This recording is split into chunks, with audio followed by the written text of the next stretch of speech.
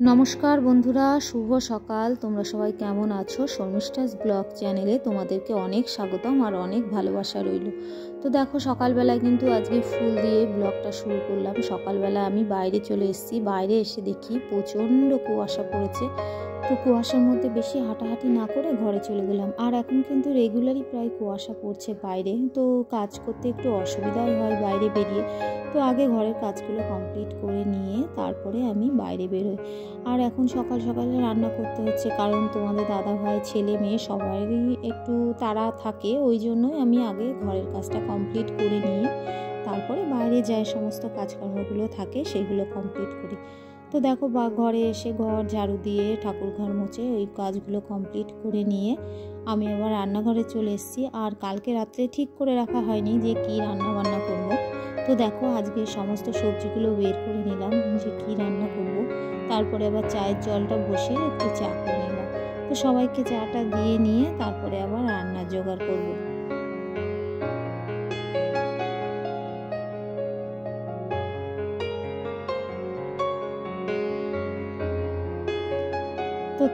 তো তারপরে দেখো তোমাদের দাদা ভাইকে রক্ত দিতে হচ্ছে, কারণ একটু কিছু পরীক্ষার ব্যাপার আছে।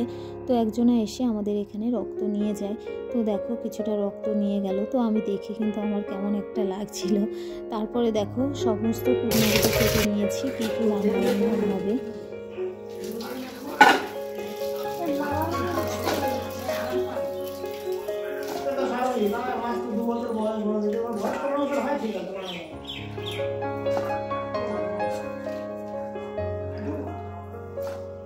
এগুলো দেখতে কিন্তু দারুণ সুন্দর লাগছিল। তো দেখো আমি একটা ভাতও দিয়ে দিয়েছি।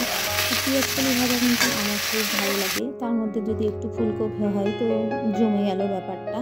তো দেখো আমার এদিকে সবজিটা রান্না হয়ে গেছে। এই সবজিটা কিন্তু আমরা সবাই খুব পছন্দ করি খেতে, আর শীতকালেই এই সবজিটা পাওয়া যায়, ফুলকপি আলু বেগুন মূলো। তো গরমের সময় এই সবজিগুলো কিন্তু খুব একটা পাওয়া যায় না। আর দেখো তোমাদের দাদা ভাই সমস্ত বাজার করে নিয়ে এসছে। এদিকে সবজি মাংস আর কিছু বাড়ি থেকে ছোট মাছও রেখে দিয়েছি। তো ছোট মাছটা তো এখন কাটা হয়নি, ওই জন্য রান্না করতে পারবো না। তো রান্না কমপ্লিট করে তারপরে আবার ছোট মাছটা কাটবো। আর এখানে দেখো একটা সবজি করেছি, পেঁয়াজকলি ভাজা আর মাংস করেছি। তো মাংসটা এখনো কমপ্লিট হয়নি, মানে সবাইকে বললে পরে এরা কথা মোটেই শোনে না, তাই বেলা হয়ে গেছে আজকে। দেখো এদিকে ছোটো মাছগুলো কিন্তু কেটে নিয়েছি, কেটে বেছে পরিষ্কার করে নিলাম। মাছগুলো কাটতে কিন্তু আমার প্রায় 8 ঘন্টা সময় লেগে গেছে, কারণ ছোটো ছোটো মাছ তো আসছিল মাছের গায়ে। ছোটো মাছ খেতে কিন্তু দারুণ লাগে, কিন্তু কাটতে কিন্তু অনেকটা সময় লাগে। তো যাই হোক ছুটির দিন দেখে কিন্তু ছোটো মাছগুলো নেওয়া হয়। আর দেখো বেসিনে মাছ দিয়েছি, তো বাসনে ছিল সেগুলো ধুয়ে নিজে একবারে পরিষ্কার করে নেব, নাহলে মাছে কিন্তু একটা গন্ধ করে। আর এদিকে দেখো ঝাঁপিগুলো একটু পরিষ্কার করে ধুয়ে নেবো। দেখবার রান্নাঘরে যে জিনিসই থাকুক না কেন একটু কিন্তু হাঁটা হাঁটা ভাব হয়ে যায়। তো দেখো সমস্ত ঝাঁপিগুলো আমি ধুয়ে মুছে পরিষ্কার করে নিলাম। তারপরে দেখো এদিকে চলে এসেছি, কিছু জামা কাপড় ছিল সেগুলো কেচে ধুয়ে এখন জামা কাপড়গুলো মেলে দেবো। আর মেয়েদের দেখো চারিদিকেই কিন্তু কন্ট্রোল করে চলতে হয়, কারণ একদিকে খেয়াল করলে চলে না। তো চলো জামা কাপড়গুলো মেলে দেবো এখন।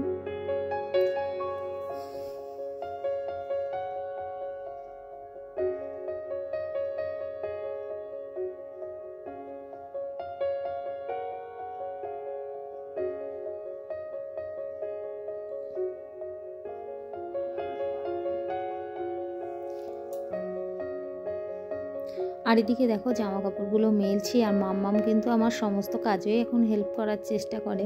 তো ও কিন্তু সমস্ত জামা কাপড়গুলো আমাকে এগিয়ে দেওয়ার চেষ্টা করছিল। তো আমি বললাম মাম্মাম তুমি এখন জলে হাত দিও না। তো দেখো জামা কাপড় নিয়ে টানাটানি করছে। তো যাই হোক দেখো সমস্ত কাজগুলো কমপ্লিট করে নিয়ে তোমাদের দাদা ভাইয়ের সঙ্গে আবার একটু বেরিয়েছি, একটু দরকার আছে, দরকারটা মিটিয়ে আবার একটা জায়গায় যাব, তোমরা সেটা দেখতেই পাবে। খুব সুন্দর জায়গা জানো তো, গেলে আর আসতে ইচ্ছে করে না। এই দেখো এটা আমাদের গঙ্গা, এখানে কালো বস্তা বলে এটাকে। এই গঙ্গার ধারে আসলে না খুব ভালো লাগে জানো তো। আর এই দেখো পিকনিক হচ্ছে, এখানে কিন্তু প্রচুর মানুষ এসে পিকনিক করে। তো আমরাও এখানে দুবার পিকনিক করেছি। আর এই সাইড দিয়ে না বসার জায়গা করে দিয়েছে। এখানে কিন্তু অনেক দোকানও আছে, বিকালবেলায় বেশ মেলা মেলা ভাব হয়। আর এখানে দেখো কত লোক স্নান করছে দেখেছো, আমরাও কিন্তু এখানে এসে স্নান করি। তো যাই হোক দেখো একটু ঘুরে ফিরে আবার চলে আসলাম, বেশি দেরি করা যাবে না, কারণ মেয়ে ছেলে সবাই বাড়িতে আছে। তো দেখো এখানে একটা মন্দির আছে আর অনেক বাগান এখানে, জানো তো সব বাগানগুলো কিন্তু পরিষ্কার। তো যাই হোক বন্ধুরা, গুড ইভিনিং। দেখো সন্ধ্যাবেলায় চলে এসেছি আর একটু চা করে নিয়েছি তোমাদের দাদাভাইয়ের জন্য। আমাদের লিকার চা কিন্তু খাওয়া দাওয়া কমপ্লিট হয়ে গেছে। তো তোমাদের দাদাভাইকে একটু দুধ চা করে দিচ্ছি। তো চলো তোমাদের দাদাভাইকে চাটা দিয়ে দিই বিস্কিট দিয়ে।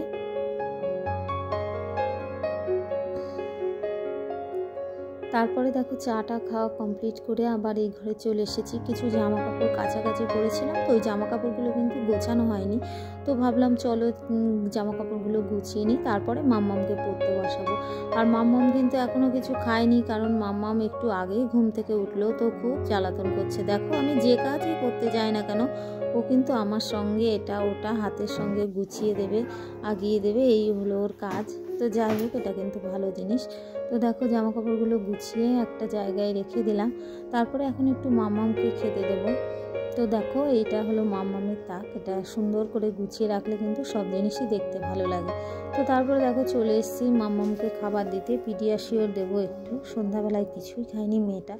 তো চলো মাম্মামকে পিডিয়াশিওর দিয়ে তারপরে মাম্মামকে একটু পড়তেও বসাতে হবে। এদিকে দেখো বিস্কুটের ডাব্বাটা একদমই খালি হয়ে গেছে। তো ভাবলাম চলো বিস্কুটের ডাব্বাটা একটু ভর্তি করে রাখি, কারণ খালি কোটো রাখতে নেই।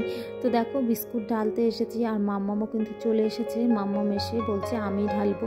তো বললাম না, যে কাজটাই আমি করতে চাই ও আগে আগে এসে সেই কাজটা করবে। তো যাই হোক চলো, তো ভিডিওটা এই পর্যন্ত। যদি তোমাদের ভালো লাগে তাহলে লাইক কমেন্ট শেয়ার করে দিও, তোমরা পাশে থেকো। টাটা।